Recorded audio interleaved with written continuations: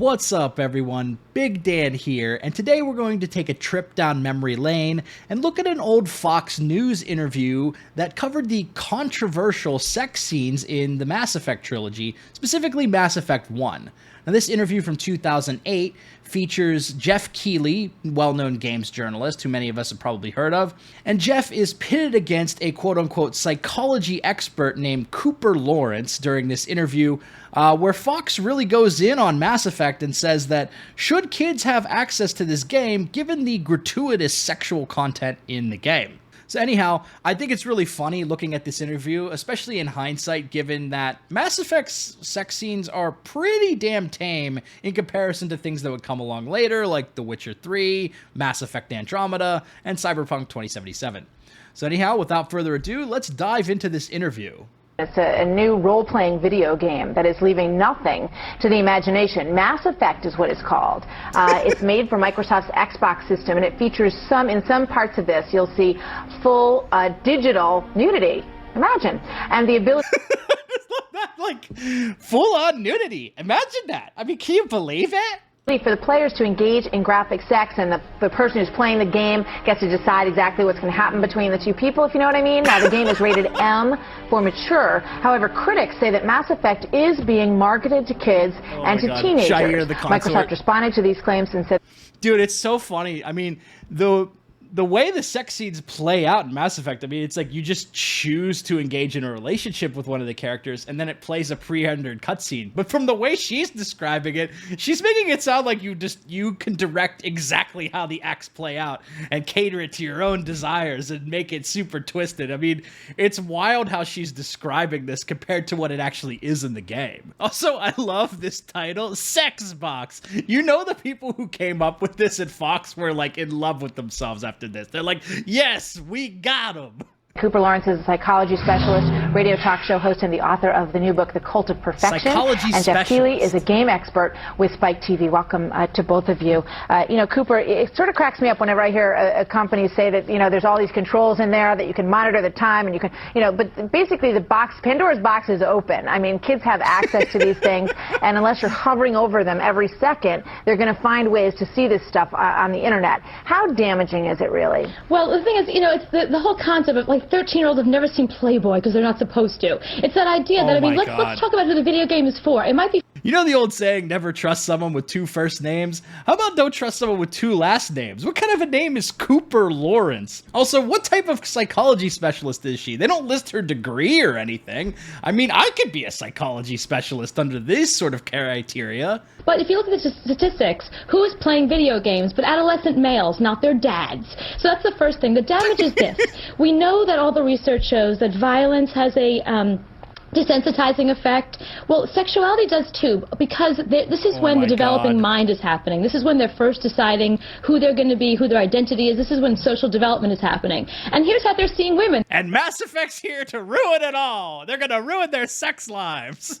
As these objects of desire, as these, you know, hot bodies. I mean, they don't show women as being valued for anything other than their sexuality. And it's Dude, I love... Back this up for a second. I love the still image they pull here. This is a female Shepard character that they're showing on the screen. Like, this is Fem Shep and Liara. So this is your character. They're saying, oh, she's being objectified here. I just think that's so funny. And it's a man in this game deciding how many women he wants to be with. All right, let's get Geoff in on this. That's go ahead, completely Geoff. Incorrect. Yeah, it's completely incorrect. First of all, you can actually play as a man or a woman in the game. Cooper, have you ever played Mass Effect? No. Right, well, I think the fact is you talked about... Dude, her reaction to that, like, have you ever played Mass Effect, Cooper? No, of course not, you nerd. Like, it's so over the top. You know, another thing that you mentioned is that how it's, you know, has full graphic nudity. That's completely incorrect.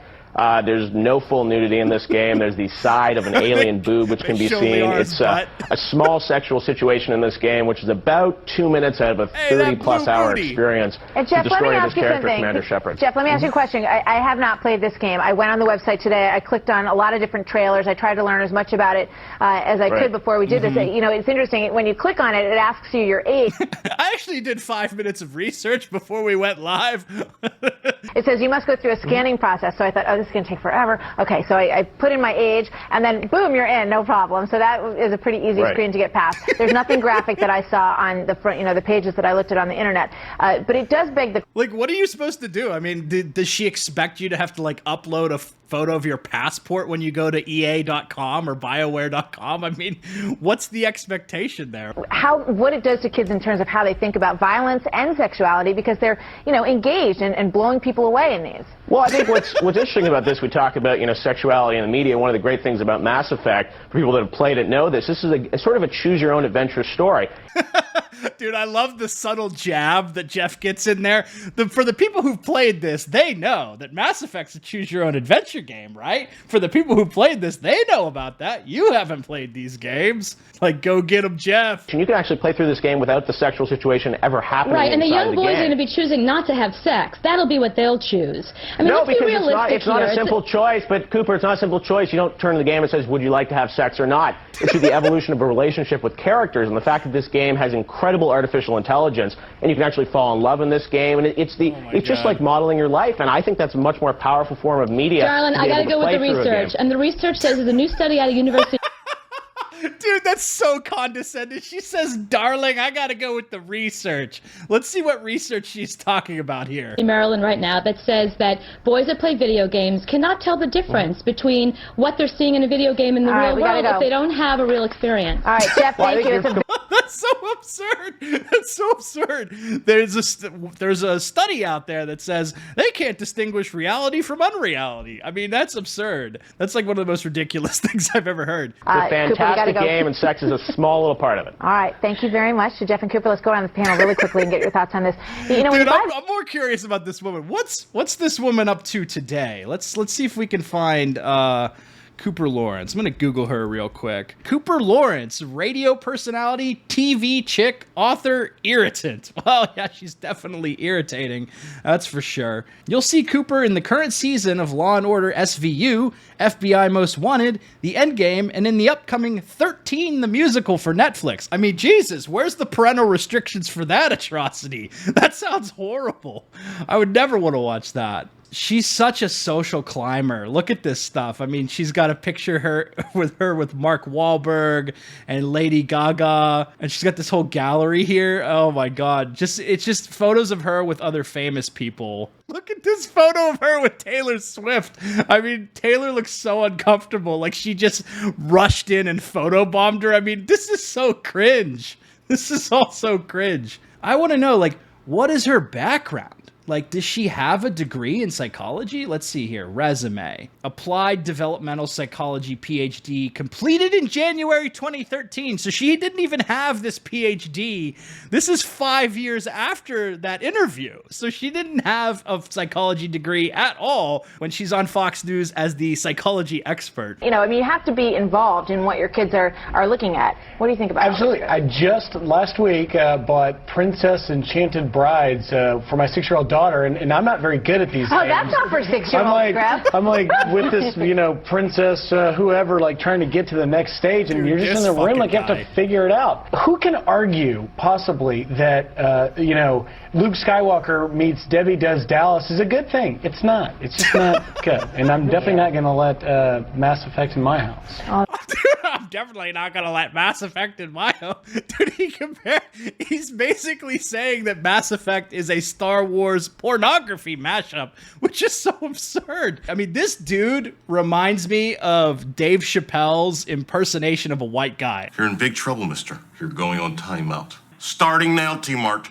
Timeout! I'm not going to let Mass Effect in my home. And I'm definitely not going to let Mass Effect in my house. Yeah, I'm not sure why it didn't get an adult-only rating. That's the highest rating that it can have. So first of all, this board that rates them needs to have their head examined. And this made me feel old watching this. What happened to Atari and Pinball and Pac-Man? Well, this is an incredibly sophisticated. I mean, it's like watching a full feature film, basically. Dude, but again, we have an entire panel of people who have not even seen the content that they're criticizing. Like, they probably haven't even watched the cutscenes that show the sex scenes. They don't even know what they're talking about, which I just find so funny that, this is just how news is presented in our society. It's like people who have no idea what they're talking about, speaking about topics and giving their strong opinions on stuff that they don't have any clue about. But we have to be careful here. Let's face it, there's all kinds of bad stuff coming through the internet, through video games, and the reality is, I would argue, that the government cannot and should not censor everything coming across the web and in video games. At the end of the day, it's just like Chet said, it's up to parents to control what their kids are seeing. I mean, that's probably the only sensible thing that's been said in this entire interview by somebody other than Geoff Keighley. It's like, hey man, like, we can't monitor all of this. Like, people have to make their own decisions, and people have to make their own decisions about what their children are able to access to. So I kind of agree with that guy's point, and it's probably the only sensible thing that was said in this interview by somebody other than Geoff. So yeah, I just wanted to take a look at this interview today because I think it's really funny, and I always get a laugh when I go watch this. It's just so funny to see how Geoff Keighley reacts to the things that are put forward in the interview, and yeah, just thought you all would get a laugh out of that. So thank you all for watching. This has been Big Dan, and until next time, I should go.